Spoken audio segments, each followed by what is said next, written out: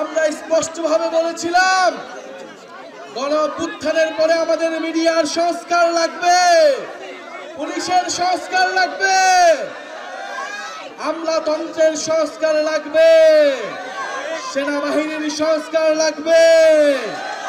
সংস্কারের মধ্য দিয়েই আমরা নতুন দেশ গড়ব।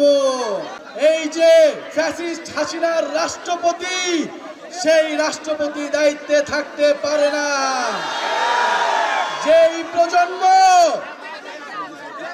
শেখ হাসিনাকে হটাতে পেরেছে, কিন্তু বাংলাদেশের রাজনৈতিক দলগুলো সেই প্রেসিডেন্ট চুপ্পুকে সরাতে ভয় পেয়েছে। গণঅভ্যুত্থানের সাথে তারা প্রতারণা করেছে, জনগণের সাথে প্রতারণা করেছে।